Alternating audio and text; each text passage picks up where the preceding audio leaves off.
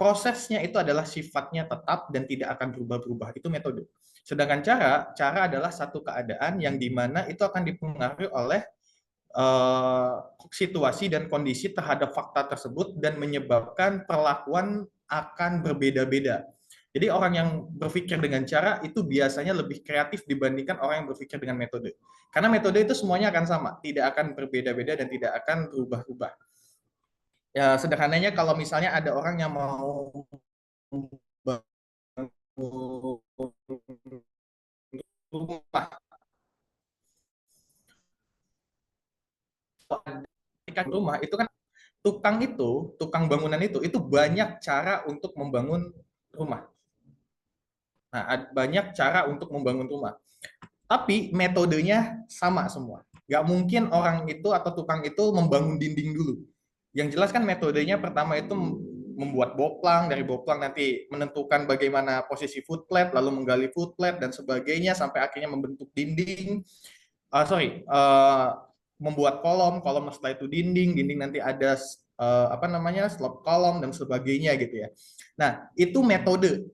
Tapi caranya terserah gitu loh. Mau yang dibuatnya apa dulu, mau yang digalinya apa dulu itu terserah. Selama metodenya benar, maka caranya pasti benar. Tapi cara yang benar, tapi kalau metodenya itu bermasalah, itu belum bisa menjamin hasilnya benar. Maka metode itu adalah satu bentuk azas dasar yang harus kita pahami bahwa ketika azas ini kita pahami dengan benar, maka kecil kemungkinan kita akan melakukan kesalahan dalam proses melakukan aktivitas yang akan kita lakukan, yaitu berpikir. Nah, maka saya katakan bahwa metode berpikir itu tidak akan berubah-ubah dan artinya akan tetap. Sedangkan cara berpikir itu menyesuaikan dengan fakta, situasi, dan kondisi yang mudahnya akan lebih fleksibel dalam berpikir. Jadi berpikir itu lebih fleksibel, lebih bisa menyesuaikan, dan tidak kaku, tidak terkesan kaku. Ya. Oke. 3 metode berpikir. Nah, metode berpikir ini saya bahas itu ada 3. Pertama ada metode rasional, lalu ada metode ilmiah, lalu ada metode logika. Yang pertama kita akan bahas terkait metode rasional. Apa sih itu metode rasional? Metode rasional adalah satu keadaan yang dimana kemampuan memproses dan memahami suatu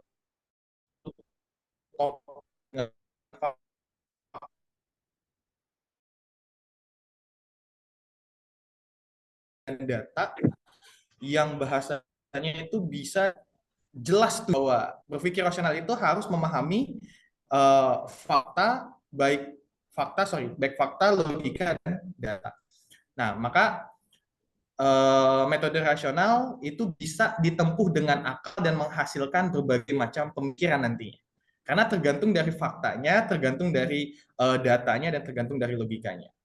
Nah, tapi keadaan ini identik dengan fakta akal itu sendiri, gitu loh. Maka proses metode rasional itu tidak mungkin keluar daripada proses berpikir itu sendiri.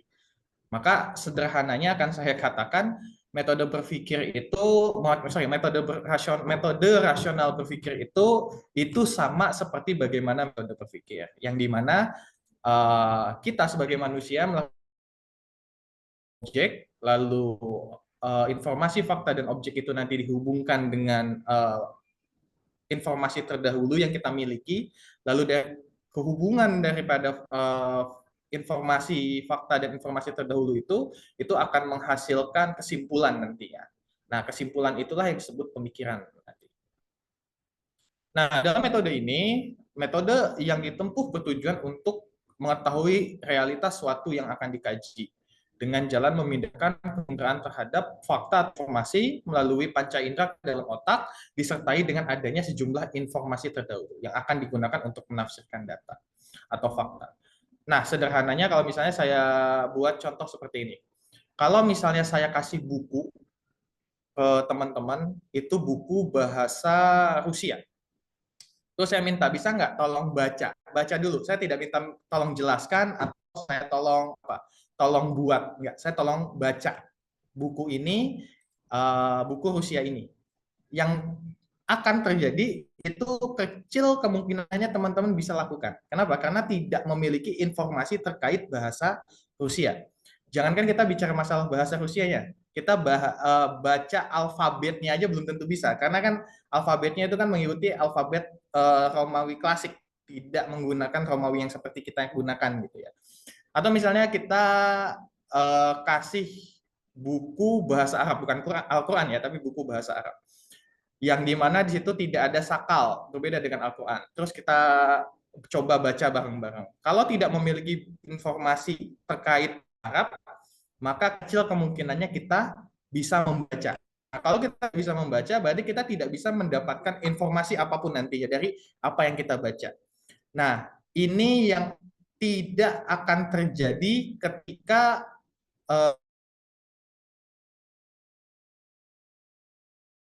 maka harus dipenuhi dulu faktor utamanya, yaitu fakta yang jelas, lalu informasi terdahulu yang jelas, ditambah dengan penginderaan kita yang normal dan baik, ditambah adanya otak yang akan menjadi tempat proses informasi itu dikelola nanti. Kalau itu tidak ada, atau ada satu hal yang bermasalah, kecil kemungkinannya itu akan bisa dilakukan. Gitu ya. Saya memiliki informasi bahasa Arab. Terus teman-teman coba memberikan saya, Kang, bisa nggak tolong bacakan kitab ini? Ketika saya buka kitab tersebut dan saya baca, ya pasti saya bisa baca. Kenapa? Karena semua informasi terkait bahasa Arab saya memiliki itu. Gitu loh.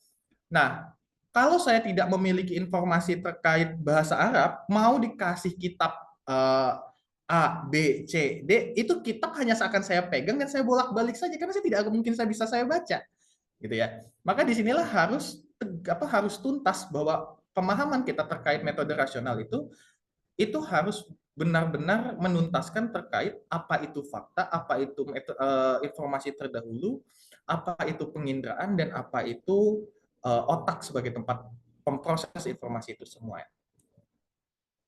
Nah, namun demikian dalam pendefinisian metode rasional itu mesti dibedakan opini terdahulu dan informasi terdahulu. Ini yang apa? Ini yang akan menjadikan satu bentuk masalah ketika kita melakukan metode berpikir, menggunakan berpikir metode rasional. Saya buat contoh begini. Kalau misalnya ada informasi yang masuk ke dalam saya, informasinya gini, Kang, si Fulan itu sudah berzina. Itu fakta atau opini? Jelas opini ya, karena saya tidak mengetahui kebenarannya. Nah, opini itu tidak bisa saya gunakan sebagai azas berpikir nantinya. Ketika saya mendengar nama Fulan, si Fulan A, itu ketika saya melihat Fulan A, saya nggak bisa langsung mengecap dia seorang penzina. Karena apa yang saya dapat informasi terkait zinahnya dia itu hanya sebatas daripada opini, bukan faktanya. Itu akan berbeda ketika saya memang mengetahui kebenaran bahwa si Fulan A itu melakukan zina. Maka penilaian saya terhadap si Fulan A itu tidak akan sama dengan informasi yang diambil dari fakta bahwa si Fulan A itu seorang penzina. Nah, di sinilah kita harus memahami dan harus bisa membedakan mana opini terdahulu dan mana informasi terdahulu. Ketika kita bicara informasi terdahulu, itu adalah fakta yang masuk ke dalam otak kita dan itu terekam dan itu menjadi satu proses memori yang tersimpan di dalam otak kita. Opini juga sama, itu juga bagian daripada informasi. Tapi yang membedakan adalah kebenaran daripada informasi itu sendiri. Kalau informasi terdahulu atau kata terdahulu itu ya udah pasti kebenarannya. Tapi ketika opini tetap kita akan pahami bahwa itu suatu informasi yang belum bisa dipastikan kebenarannya. Maka dari sini kita juga harus bisa membedakan mana yang menjadikan opini, mana yang menjadikan informasi atau fakta gitu. Tujuannya untuk apa? Tujuannya untuk kita memahami bahwa apa yang akan kita lakukan dalam proses berpikir itu benar-benar proses yang benar. Nah, jika metode rasional digunakan dengan benar, kembali ya, dengan proses yang benar, yaitu dengan mentransfer penginderaan terhadap fakta melalui panca indera ke dalam otak, lalu disertai dengan adanya informasi terdahulu, bukan opini terdahulu, yang akan digunakan untuk menafsirkan fakta tersebut, maka pada saat itu otak akan memberikan penilaiannya atas fakta tersebut. Jika menggunakan benar, ia akan memberikan kesimpulan yang benar. Nah, akan bahaya seandainya terjadi distorsi berpikir ketika kita tidak bisa membedakan mana fakta dan mana opini. Makanya kalau diskusi sama teman-teman di Bogor itu, belajar fakta dan opini itu kan belajar pelajaran bahasa Indonesia kelas SMP ya. Itu terkadang itu tidak tuntas, hanya diberikan satu penjelasan bahwa fakta itu adalah satu keadaan kejadian yang benar sudah terjadi. Ketika bicara opini, opini itu adalah satu keadaan informasi yang belum bisa dipastikan kebenarannya. Tapi contoh yang dilakukan itu kadang tidak tuntas untuk bisa membedakan mana fakta, mana itu opini. Jadi jangan heran kalau misalnya, punten, di grup keluarga WA segala informasi itu dimasukin. Padahal kita juga belum bisa memastikan bahwa informasi yang dikirim itu apakah benar atau tidak. Kalau misalnya informasi itu benar, maka kita akan katakan benar. Tapi ketika informasi itu belum bisa dipastikan kebenarannya, maka kita akan katakan apa? Hoax, gitu loh.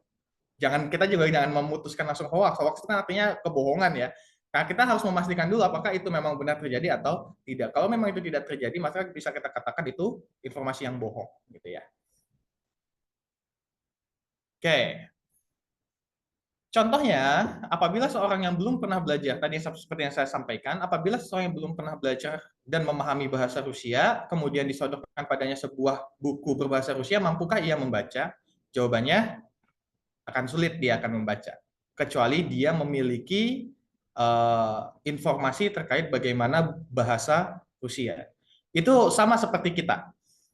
Kita di sini dulu waktu kecil, saya pastikan belum ada yang bisa membaca Al-Quran. Tapi ketika disuruh orang tua ngaji, nanti disitulah dikenalkan mana alif, mana ba, mana ta, mana jim, ha, ho, dan sebagainya gitu ya. Nah, lalu dijelaskan lagi ketika huruf hijaiyah itu bersambung nanti akan seperti apa. Nanti ketika ada apa namanya tanwin bacanya seperti apa. Ketika ada ikfa cara bacanya seperti apa. Itu semua akan menjadi informasi. Itu kan fakta. Fakta yang diindra oleh anak yang membelajar bahasa anak yang belajar baca Quran. Fakta itu direkam dan itu akan menjadikan informasi terdahulu nantinya. Nanti ketika dia disodorkan Al-Quran, lalu diminta untuk baca, apakah dia mampu? Jawabannya pasti mampu, karena dia mengalami proses pembelajaran untuk menerima fakta dan disimpan untuk menjadi informasi terdahulu nantinya. Makanya harus kita pahami bersama-sama bahwa belajar itu tidak menentukan orang itu cerdas. Harus diingat, belajar itu tidak menentukan orang itu cerdas. Belajar itu tujuannya adalah untuk mendapatkan berbagai macam informasi yang dimana informasi itu akan disimpan dan nantinya informasi itu akan dimanfaatkan untuk menuntaskan berbagai macam problematika dalam kehidupan. Jadi ini juga salah satu hal yang harus kita luruskan bahwa anak yang belajar itu nggak harus daya dapat ranking karena daya serap penerimaan fakta terhadap otak itu tidak semuanya sama. Ada orang yang sekali membaca itu langsung paham. Ada orang yang butuh 2 kali baca baru dia paham. Ada orang yang butuh 10 kali baca dia baru paham. Ada orang yang butuh 100 kali membaca baru dia paham apa yang dimaksud daripada buku tersebut. Itu kan proses cepat atau lambatnya otak menerima informasi dan mencerna informasi tersebut. Nah, makanya proses pembelajaran itu adalah proses di mana satu keadaan seseorang informasi dengan benar dan disampaikan dengan cara yang benar agar informasi yang benar itu akan menjadi informasi terdahulu yang benar yang nanti akan dimanfaatkan oleh orang tersebut ketika menghadapi fakta-fakta atau realitas yang akan dihadapi dalam hidupnya, gitu ya. Nah, selama apapun ia mencoba, orang tadi yang membaca buku Rusia tadi itu selama apapun ia mencoba terus-menerus melihat buku itu menggunakan matanya, ia tetap tidak akan mampu memahami tulisan Rusia tersebut. Karena ada satu hal yang tertinggal dalam proses metode rasionalnya, yaitu informasi sebelumnya. Maka katakan 4 syarat terkait bagaimana metode rasional itu tergantung daripada proses berpikir itu. 4 syarat itu apa? Di situ adanya fakta. Kalau saya punya informasi terdahulu atau informasi sebelumnya, lalu otak saya sehat, penginderaan saya alhamdulillah baik-baik saja, tidak ada masalah. Apakah saya bisa berpikir? Jawabannya tidak, karena faktanya tidak ada. Jadi apa yang mau saya pikirkan? Ya, fakta. Terus informasi sebelumnya juga ada. Terus otak saya sehat, tapi penginderaan saya terganggu. Saya misalnya buta atau rabun warna ya, buta warna. Terus teman saya menunjuk, coba lihat buku warna biru itu. Tapi karena saya buta warna, saya akan mengatakan di mana buku warna biru. Karena saya tidak bisa melihat warna biru. Artinya, penginderaan diri kita untuk bisa menyerap informasi dari fakta tersebut itu harus baik. Nah, keadaan ketiga itu otak yang baik. Jadi, seandainya saya ada fakta, memiliki informasi terdahulu, terus penginderaan saya sehat, tapi otak saya bermasalah. Gitu loh. Kita lihat bagaimana orang yang hilang akalnya ketika dia mabuk. Itu kan otaknya dalam kondisi yang terganggu, tidak sedang dalam keadaan baik-baik saja. Dia akan mengoceh, dia akan mengatakan, menyampaikan berbagai hal yang tadi tidak sesuai dengan faktanya. Berarti kan proses berpikirnya juga kita katakan terganggu.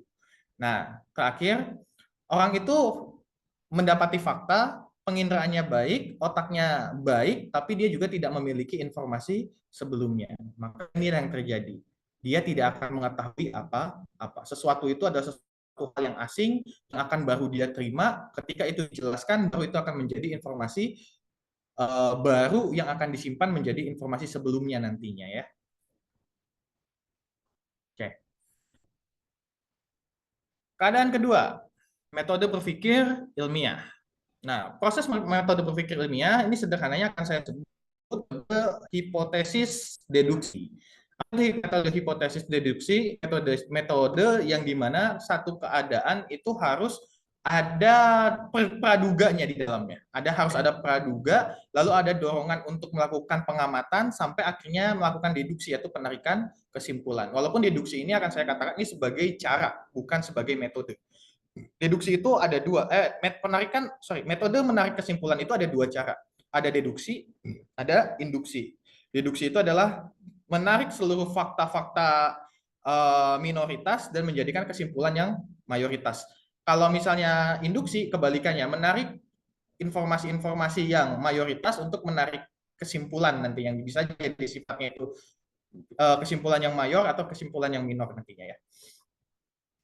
Jadi ketika bicara metode berpikir pasti tidak lepas daripada pengamatan secara eksperimental. Nah, jadi metode ilmiah tidak dapat digunakan kecuali dalam pengkajian objek material yang dapat diindra. Nah, selain dapat diindra, dia juga dapat diberikan perlakuan. Kenapa harus dapat diberikan perlakuan? Karena dari perlakuan tersebutlah akan menghasilkan satu value, dan nilai value itu akan menjadi data yang dapat diamati dan ditarik kesimpulannya. Itulah metode ilmiah. Makanya kalau misalnya kita membuat skripsi, membuat jurnal, kita kan pasti menggunakan metode ilmiah. Jangan dipahami metode ilmiah itu hanya sebatas tata cara penulisan ilmiah. No. Penulisan ilmiah itu berbeda dengan metode berpikir ilmiah. Metode berpikir ilmiah itu tidak harus ditulis. Orang hanya dengan melakukan pengamatan lalu bisa membaca data, dia dengan cepat bisa mengambil kesimpulan.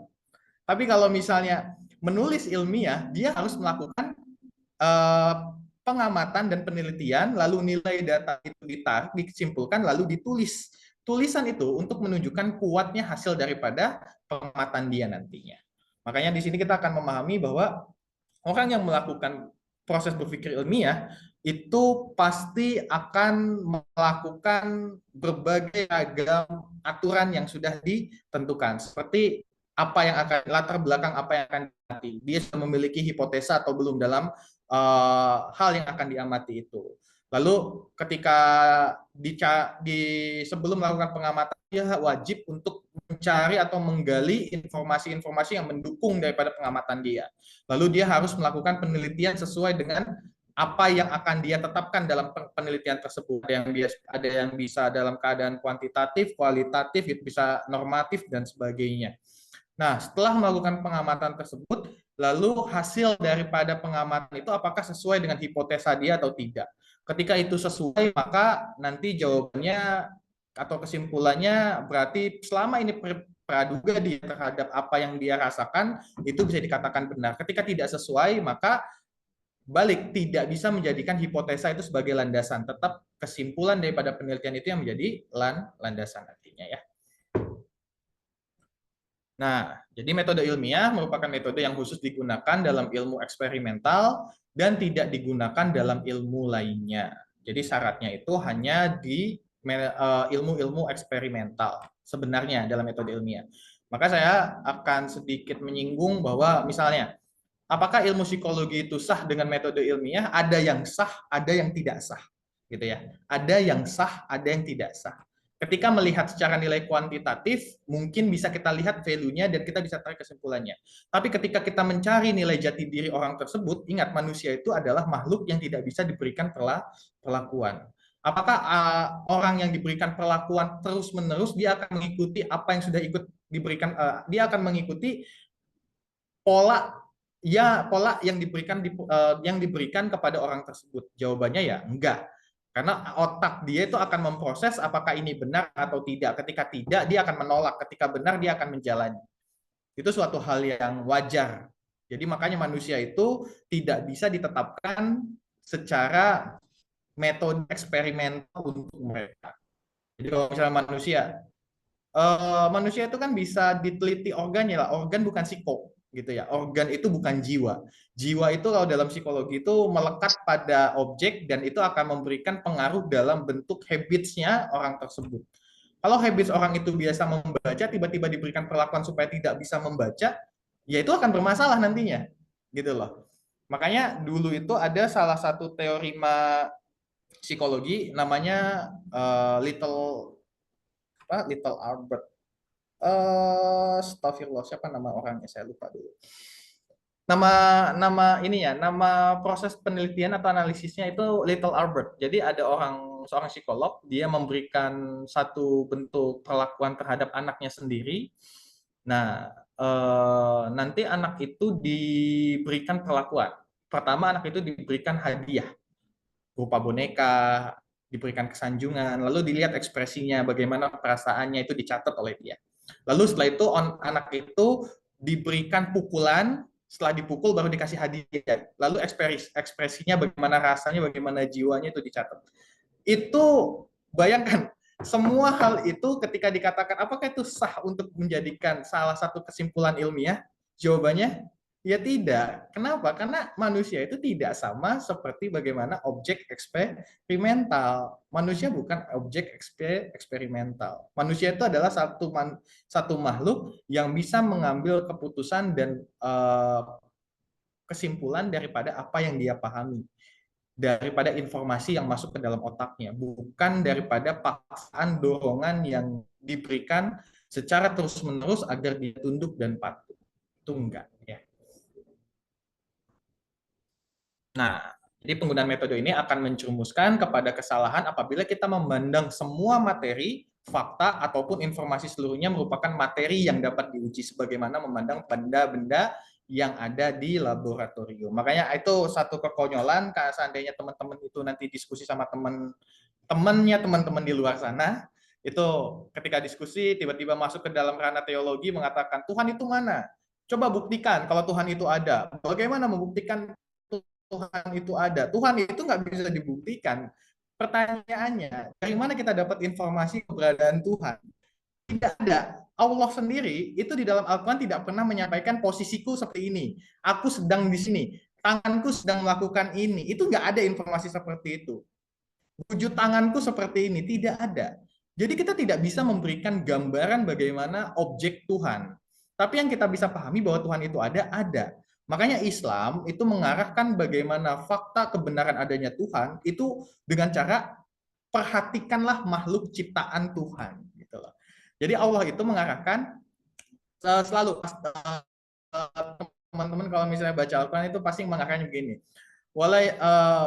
Walan zuru gitu ya, walan zuru ibilika kulikots. Jadi tidak kalian itu memperhatikan. Allah menggunakan kata yanzuru, bukan apa namanya nazoro. Kalau nazoro itu sudah melihat, tapi ketika bicara yanzuru itu sedang atau akan melihat atau sedang memperhatikan gitu ya. Dan kata nazor itu tidak seperti basor. Basor itu memandang atau melihat, sedangkan nazor itu sedang dalam keadaan mengamati. Bayangkan Allah itu menyampaikan, tidakkah kalian mengamati unta itu bagaimana diciptakan? Allah memerintahkan kita untuk melihat unta. Dan ketika kita mencoba mengamati unta, ternyata objek unta itu ada unik, gitu ya.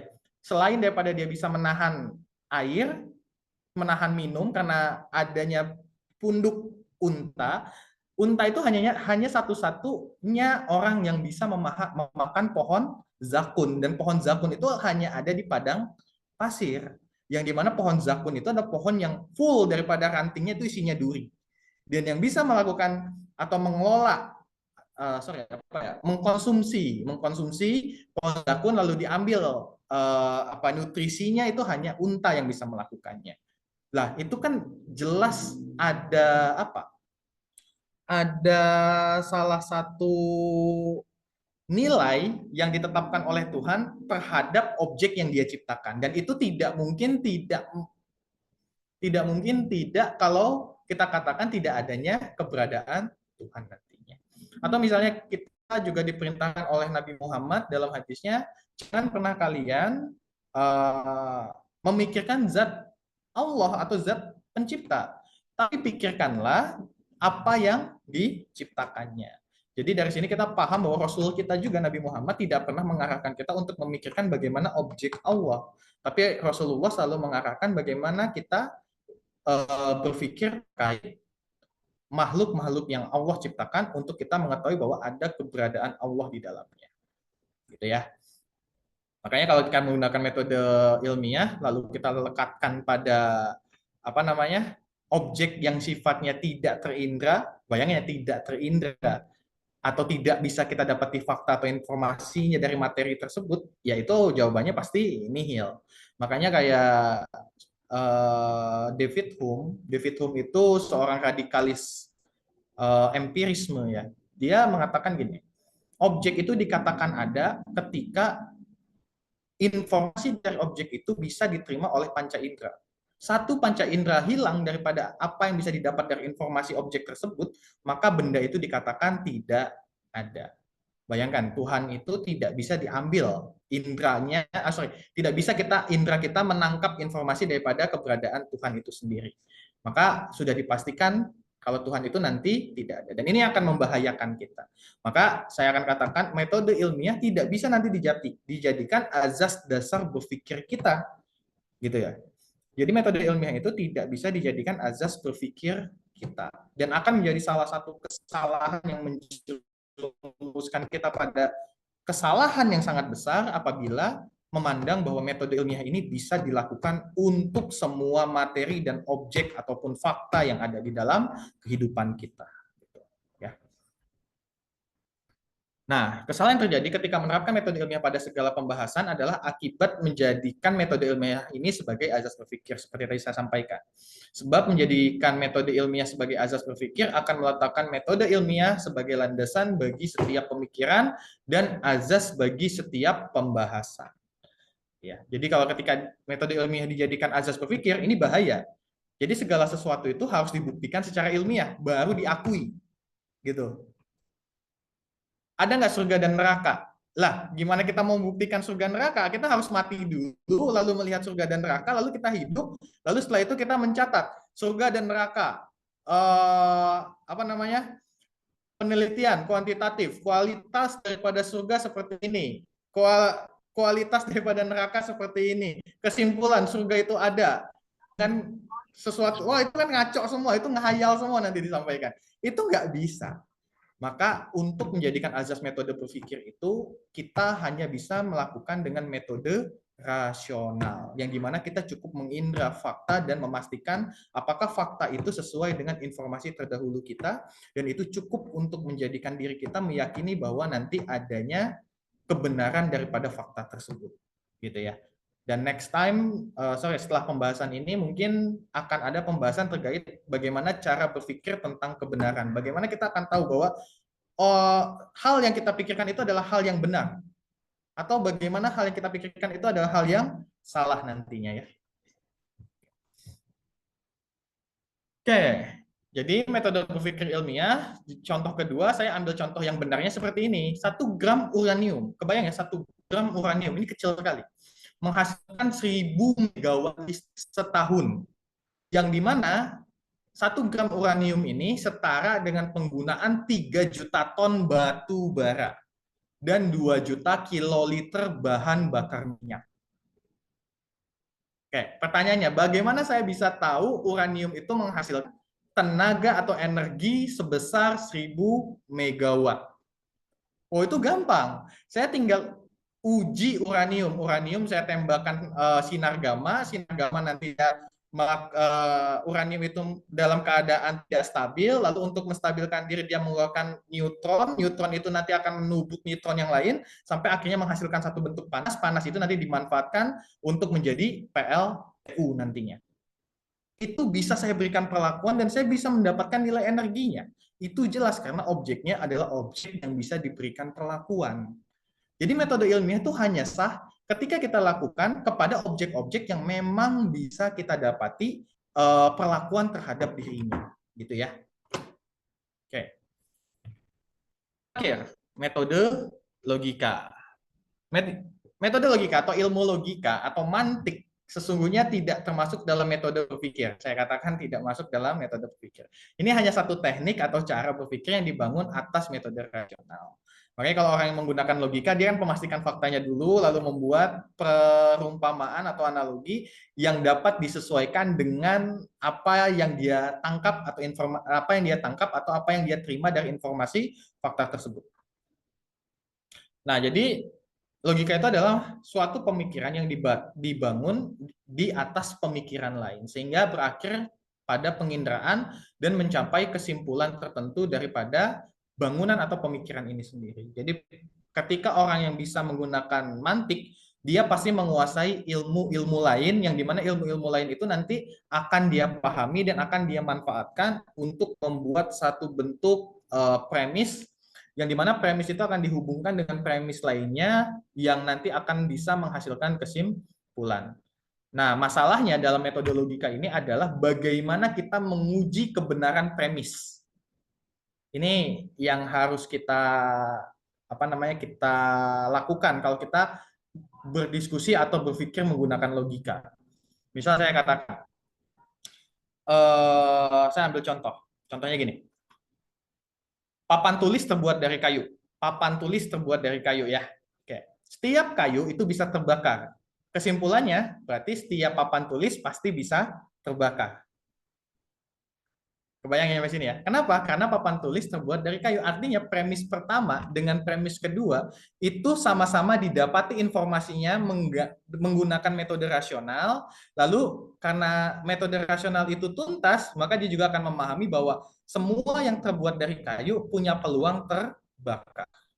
Kalau papan tulis itu terbuat dari kayu, maka papan tulis itu pasti ikut terbakar. Nah, pertanyaannya bagaimana kita memastikan bahwa premis pertama terkait papan tulis terbuat dari kayu itu harus terbukti benarnya. Akan bahaya kalau misalnya papan tulis terbuat dari kayu ini kita tidak memahami kebenaran premis papan tulis terbuat dari kayu. Ini akan menjadi satu bentuk masalah kalau kita tidak memahami azas aturan daripada ilmu logika atau ilmu mantik ini. Nah, maka dalam pembahasan logika semacam ini adalah benar ketika kesimpulan yang diperoleh pun benar, gitu loh. Maka premis logika itu dikatakan oh premisnya benar ketika kita sudah menarik kesimpulan bahwa kesimpulannya juga benar. Ada nggak sih premis yang salah? Ada. Misalnya saya bahas terkait teodesi.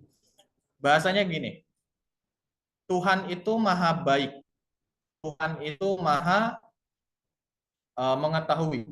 Tuhan itu maha kuasa. Jadi Tuhan itu omnibenevolence, maha pengasih, omnipotence, maha kuasa, lalu omni-knowledge. Tuhan itu maha mengetahui segalanya. Tapi adanya terus di premis kedua, terus adanya ada yang namanya kejahatan. Nah, kesimpulannya berarti kalau nggak Tuhan membiarkan adanya kejahatan, atau Tuhan membiarkan adanya kejahatan untuk manusia. Ya, kalau misalnya kita berpikir menggunakan logika, logika ini seolah-olah benar, padahal bermasalah.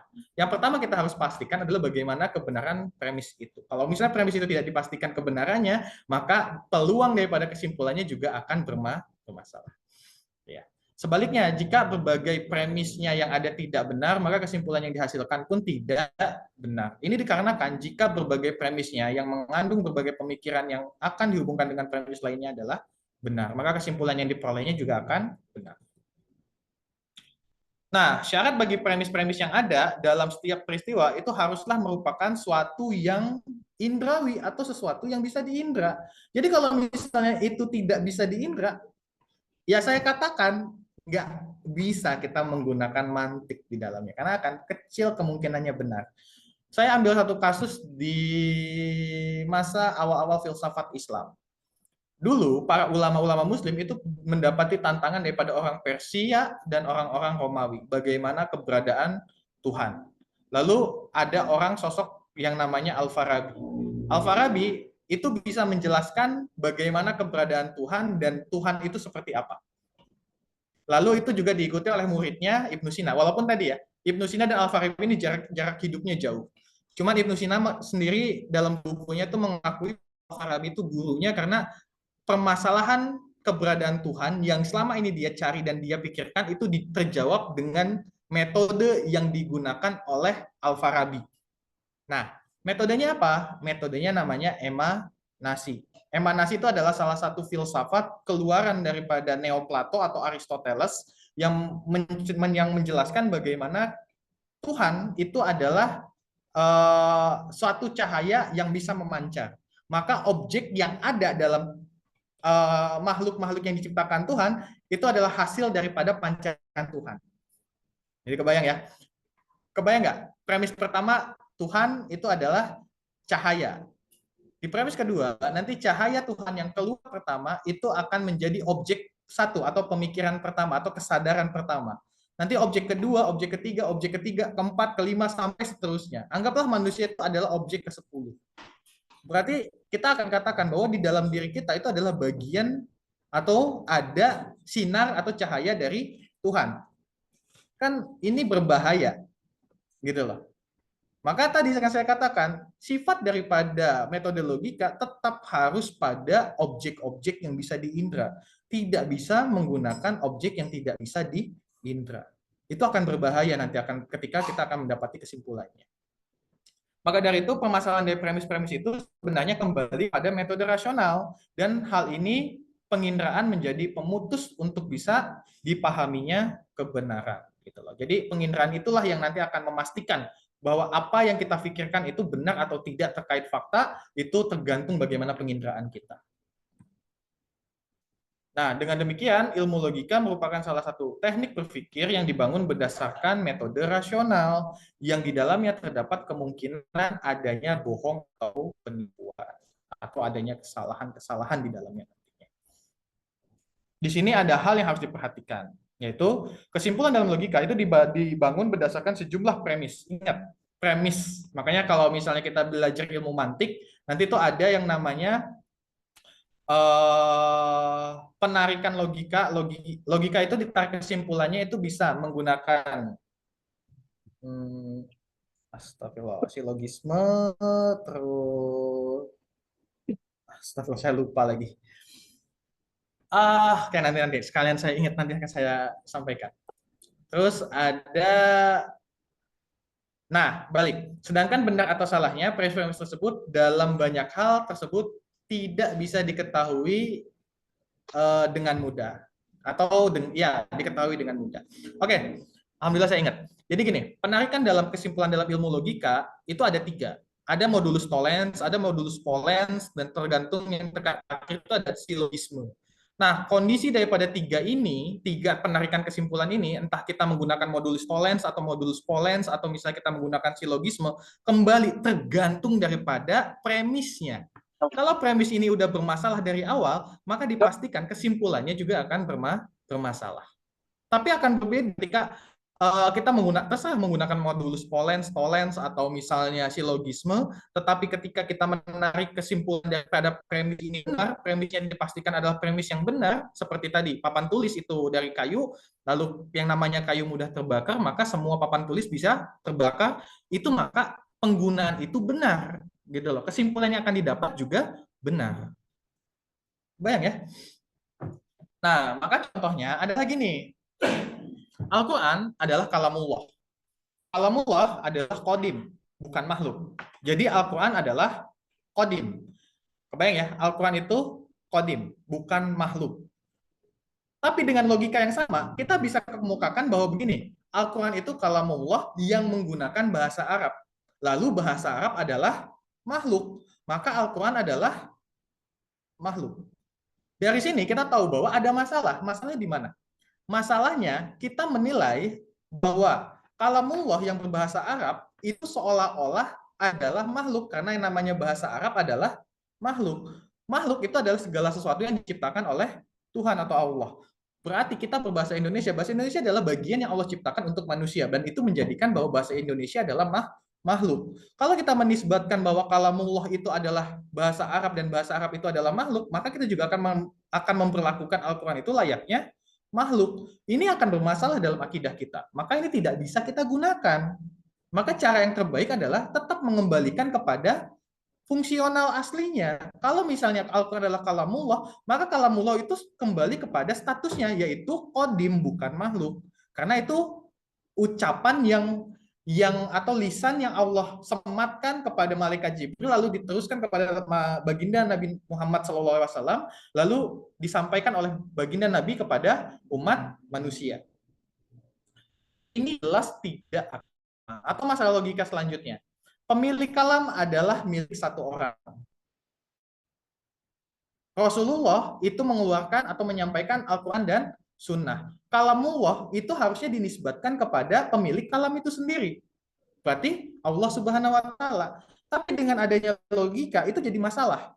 Masalahnya kenapa? Karena yang mengucapkan Nabi Muhammad, maka kalam atau Al-Quran itu disematkan pada pemilik kalam yaitu Rasulullah. Berarti Al-Quran itu adalah karya Rasulullah.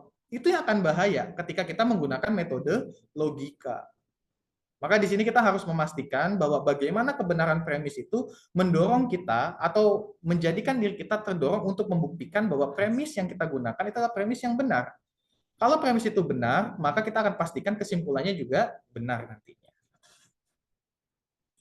Nah, meskipun metode logika merupakan salah satu teknik dalam metode rasional, tetapi ia merupakan teknik berpikir yang cukup rumit atau complicated. Tadi yang seperti saya contohkan, kita harus mendeteksi kebenaran daripada tiap premis atau masing-masing premis. Gitu ya. Kalau misalnya tadi yang saya bahas terkait bagaimana teodisi, terkait bagaimana Tuhan itu jahat, karena adanya, padahal Tuhan itu omnipotens, omnibenevolent, omni-knowledge, terus adanya kejahatan itu jahat. Tuhan itu jahat, atau bisa dikatakan Tuhan itu tidak ada karena adanya kejahatan. Ya mau dikonter gampang kok kalau dikonter. Kalau mau dikonter, daripada tiap premis yang dibuat bahwa Tuhan itu maha baik, Tuhan itu maha mengetahui, Tuhan itu maha kuasa, lalu adanya kejahatan, terus kalau adanya kejahatan Tuhan itu tidak ada, seolah-olah keinginan daripada manusia itu menuntut Tuhan mengikuti keinginan manusia. Yang namanya manusia tidak suka dengan adanya kejahatan. Tapi karena adanya kejahatan, seolah-olah penisbatan kejahatan itu karena adanya Tuhan. Seolah-olah Tuhan itu harus mengikuti kemauan manusia. Nah, kondisi kita berpikir untuk mengetahui kebenaran premis ini akan saya katakan complicated, karena kita harus menelusuri bagaimana kebenaran dari masing-masing premis. Nah, ini yang menjadikan salah satu dorongan bagi orang yang belajar dengan benar, itu terdorong untuk memastikan bahwa apakah logika yang digunakan oleh seseorang itu benar atau tidak, itu harus dipastikan premisnya benar dulu. Ya. Di dalamnya terdapat peluang adanya penipuan, penyesatan, serta kadang-kadang bisa menghasilkan kesimpulan yang bertentangan dengan fakta yang ingin diketahui. Seperti yang saya sampaikan ya, fakta yang ingin kita ketahui tiba-tiba bertentangan atau tidak sesuai, maka kesimpulan itu akan mengikuti. Ingat, metode logika akan mengikuti bagaimana premis. Tergantung nanti menggunakan metode Tollens atau Pollens. Kalau silogisme tinggal kita membangun kompromi antara premis-premis tersebut. Ya. Sorry. Oke. Oke, kesimpulan. Jadi kesimpulannya, cara berpikir secara langsung merupakan cara yang paling selamat, atau saya katakan cara berpikir rasional itu adalah cara yang paling selamat untuk digunakan. Dengan begitu, proses berpikir akan dapat berlangsung dengan benar, dan kesimpulan berpikirnya pun akan mendekati kebenaran. Kenapa akan mendekati kebenaran? Ada peluang kesalahan. Kesalahan itu bisa daripada pengambilan informasi terhadap fakta, bisa bermasalah terhadap faktanya sendiri, bisa bermasalah terkait bagaimana maklumat informasi kita, gitu ya, pemahaman informasi kita. Nah, jadi itu hal yang harus kita pastikan dalam diri kita bahwa ketika kita mendapati informasi, informasi itu benar atau tidak, agar itu menjadi informasi terdahulu yang akan kita manfaatkan untuk mendorong diri kita supaya bisa berpikir dengan benar. Yang kedua, ini karena seluruh permasalahan yang ada berkaitan dengan proses berpikir, sedangkan proses berpikir itu sendiri merupakan suatu yang paling berharga pada diri manusia, paling mahal harganya dalam kehidupan manusia, sekaligus menjadi tumpuan dalam menjalani kehidupan. Kalau misalnya kita tidak bisa memastikan proses berpikir kita, jangan aneh kalau misalnya apa yang kita lakukan itu bisa dikatakan banyak blunder atau banyak salahnya. Maka kalau kita bisa memastikan bagaimana proses berpikir kita, maka kita bisa tahu di mana letak kesalahan kita. Dan dari situlah kita punya dorongan untuk bisa memperbaiki nantinya ya. Oke, oleh karena itu harus ada perhatian terhadap proses berpikir dengan jalan memperhatikan metode berpikir itu sendiri. Dari sinilah kita tadi sudah bahas terkait bagaimana 3 metode berpikir, yang akhirnya dari sini kita akan tahu bahwa oh, metode berpikir itu seperti ini, dan dari sinilah kita akan belajar dan gunakan dengan baik agar kita menghasilkan kesimpulan yang baik nantinya ya. Oke, kurang lebih seperti itu. Saya kembalikan kepada moderator.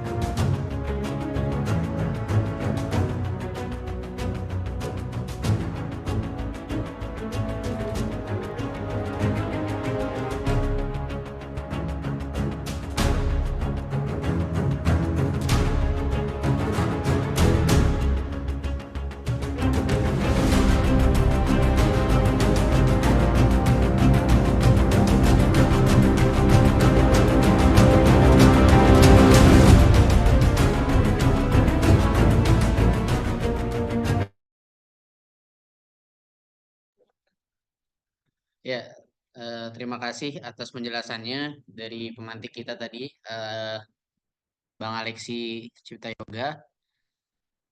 Kawan-kawan sekalian, kita sudah dengarkan ya tadi bagaimana metode berpikir itu ya. Ada 3.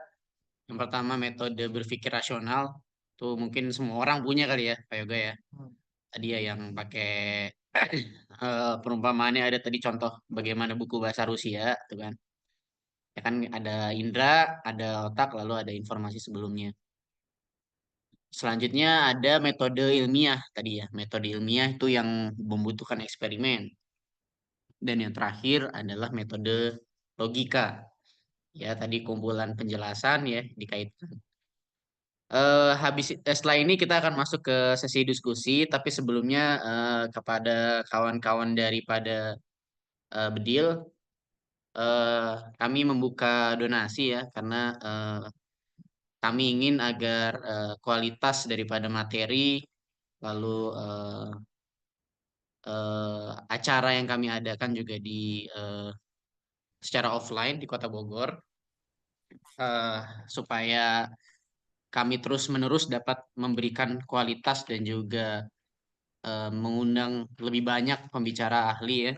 Eh, Kami membuka donasi sesuai di kolom chat ya, bisa dibaca di kolom chat melalui BCA dan juga Dana.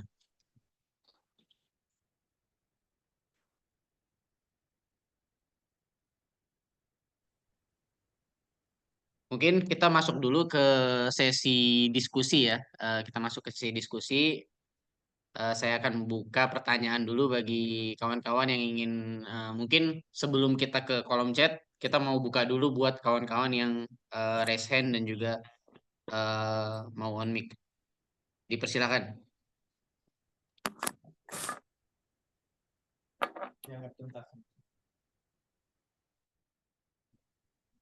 Tapi luar biasa ya bagaimana penjelasannya bisa semoga bisa dipahami ya. Meskipun tadi ada banyak contoh dan segala macam ya.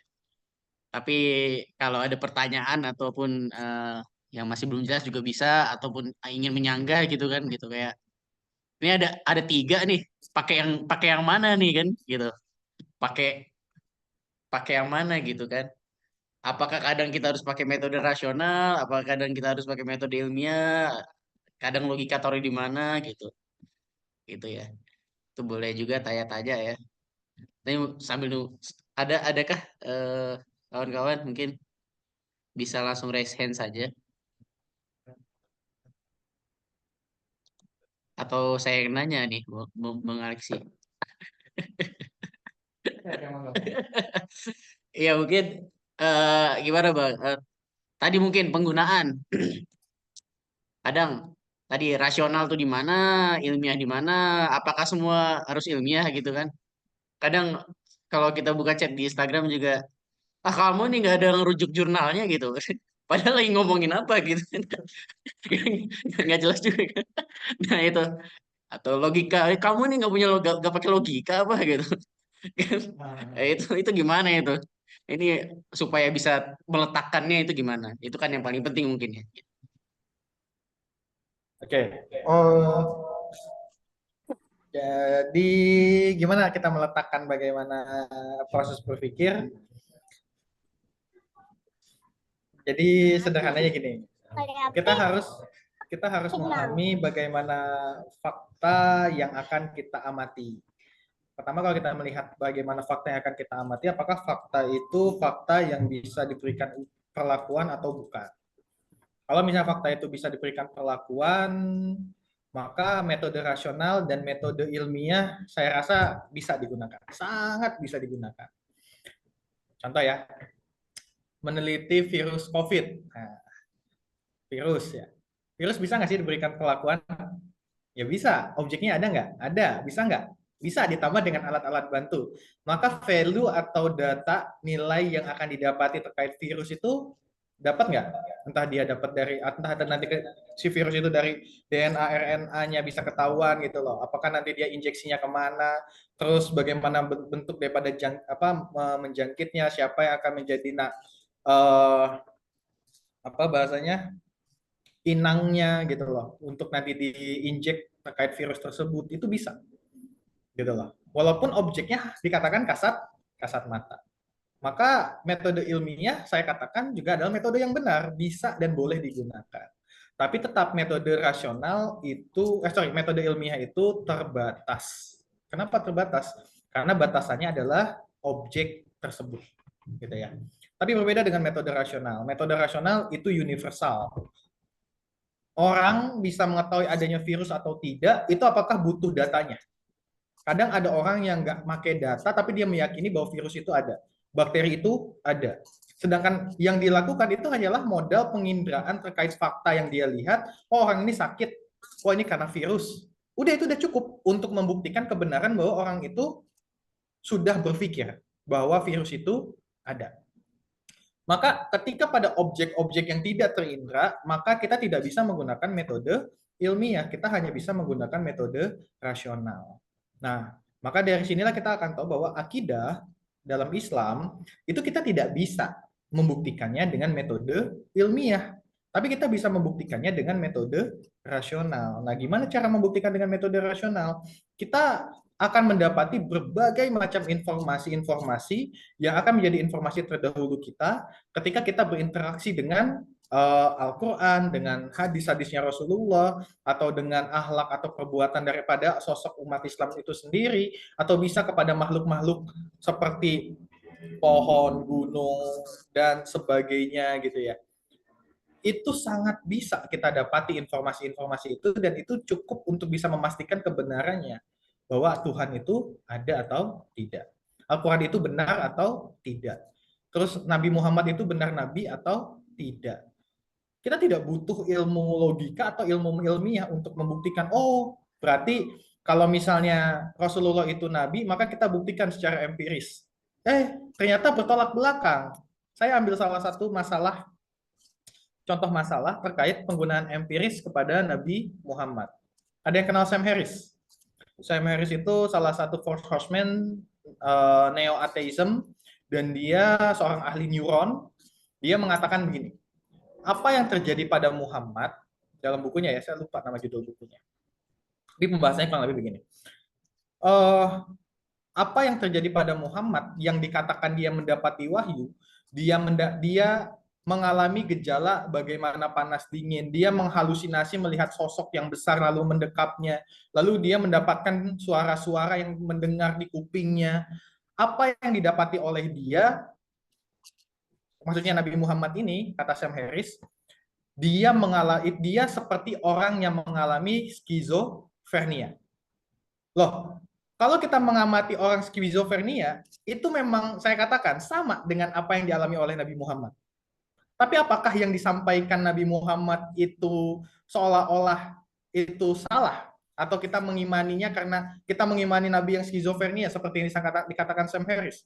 Kan jawabannya no, enggak. Bagaimana kita buktikan kebenaran daripada apa yang dilihat atau apa yang disampaikan oleh Nabi Muhammad? Itu cukup kok.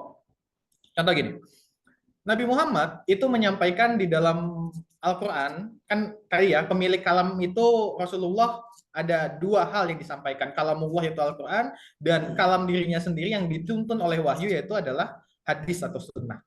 Nah, dari sini kita akan bisa mengetahui kebenarannya.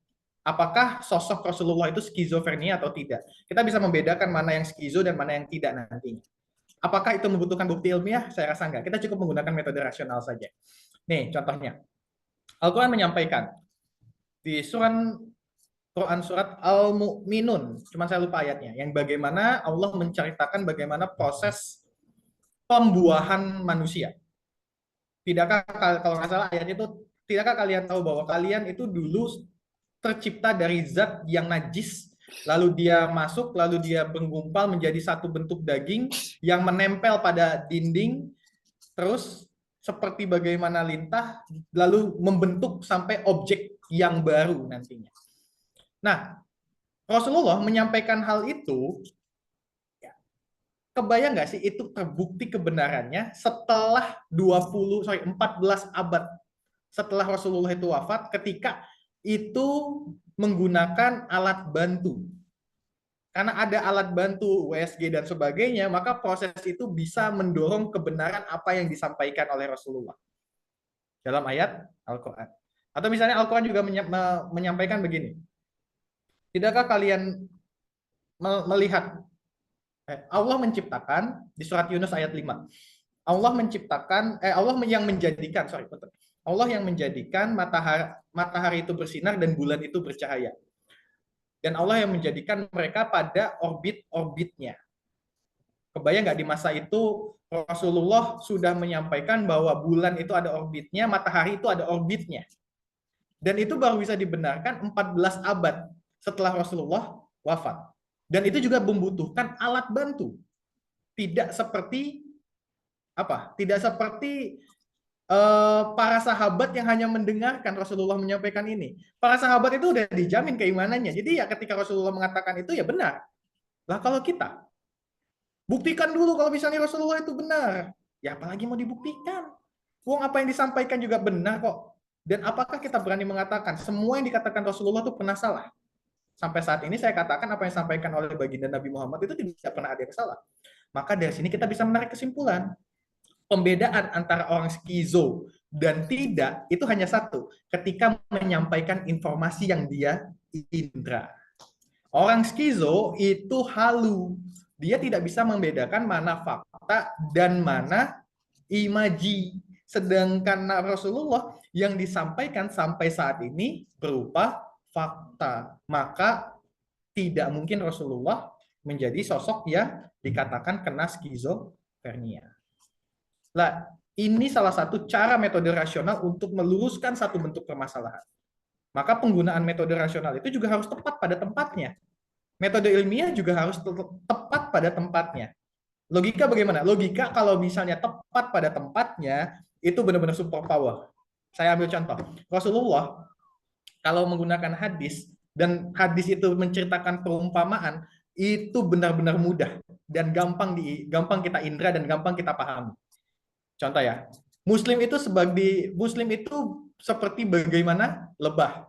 Ya udah kita tinggal melihat bagaimana lebah. Lebah itu keluar mencari kebaikan, lalu dia mendapati kebaikan dan pulang akan mendapati kebaikan juga. Nah itulah sebagaimana seorang Muslim. Atau misalnya Rasulullah juga menggunakan satu bentuk analogi yang sederhana terkait bagaimana orang yang bermaksiat. Orang yang bermaksiat itu perumpamaannya seperti bagaimana sekumpulan orang yang ada di atas dalam perahu, lalu ada yang di dek atas dan ada yang di dek bawah. Orang yang melakukan maksiat itu ibaratnya orang yang di dek bawah. Ketika dia ingin mengambil minum, maka dia harus menghubungi atau memanggil orang yang di atas untuk memberikan minum. Tapi kalau misalnya orang yang di bawah ini kepikiran untuk melubangi perahu, lalu orang di atas tidak menegur atau melakukan amar ma'ruf nahi munkar untuk mengingatkan orang-orang yang di bawah, maka apa yang terjadi? Tenggelam semuanya. Loh, itu ilmu logika loh. Itu sederhana. Tapi tadi balik memberikan impact yang luar biasa ketika pemahaman premis itu benar dan tepat. Gitu loh. Maka siap daripada metode berpikir, kita katakan kembali kepada tempatnya masing-masing. Tidak pantas kita menggunakan teknik berpikir logika, tapi kita tidak memahami fakta sedalam orang-orang yang menggunakan metode ilmiah atau metode rasional. Itu nggak tepat. Kita juga tidak akan tepat ketika kita mengatakan bahwa metode ilmiah itu benar, tapi untuk menguji sesuatu yang objeknya tidak bisa kita berikan perlakuan. Itu juga tidak tepat, tidak fair. Gitu loh. Dan ketika kita bicara metode rasional, karena ini metode universal dan bisa digunakan oleh semua manusia, dengan syarat yang sederhana, cukup ada fakta dan informasi terdahulu, maka semuanya bisa dilakukan. Hanya dengan syarat tadi, tetap ada syarat. Memastikan informasi itu benar fakta dan bukan opini. Gitu ya. Kurang lebih seperti itu, Kang Anas. Ya, terima kasih Bang Alexi. Mungkin kawan-kawan ada yang ingin berdiskusi atau ingin bertanya lagi. Mungkin ini ada di kolom chat nih, ada yang duluan nih dari Mi, nama Mi. Mau tanya tentang bagaimana cara kita memampukan orang lain mengemansi wanita itu tidak benar dengan metode rasional. Ini cara berargumen gitu. Cara berargumen dengan metode rasional gitu. Atau mungkin kalau mau pakai metode logika juga bisa tuh. Bisa juga. Bisa juga sebenarnya. Makanya kan saya katakan metode itu tetap baku. Tinggal tergantung bagaimana kita menggunakan pemanfaatannya aja. Kita cukup menggunakan bagaimana pemanfaatannya. Apakah kondisinya itu membutuhkan metode logika atau bisa menggunakan metode logika ya silahkan saja. Ketika metode rasional ya silahkan saja. Tapi kalau misalnya kita bicara emansipasi wanita, metode rasionalnya bagaimana? Berarti kan kita butuh data kualitatif nantinya. Bagaimana kondisi wanita, bagaimana kejiwaan wanita. Wah, itu repot. Saya katakan akan repot. Ya memang tepat, metode rasional itu cukup. Tapi balik, ketika kita melihat emansipasi wanita, berarti kita melihat objek wanitanya. Nah, sebenarnya bagaimana sih kita melihat objek wanita itu? Ya kita melihat bagaimana ya sedalam kita memahami objek wanita. Wanita itu kalau misalnya dalam Islam itu seperti apa? Ya wanita itu eh, Islam itu menjadikan wanita itu satu dimuliakan, dia sebagai madrasah utama, dia sebagai ini, dia sebagai ini, dia sebagai ini. Ketika kita bicara feminisme, oh feminisme juga begitu. Kita punya ini, punya ini, punya ini. Dia pasti punya masing-masing argumentasi. Tapi balik, ketika kita mau memberikan argumentasi kebenaran, itu sederhana caranya. Pastikan apa yang kita pikirkan itu sesuai dengan faktanya. Ketika tidak sesuai dengan faktanya, maka kita pastikan salah. Gitu ya.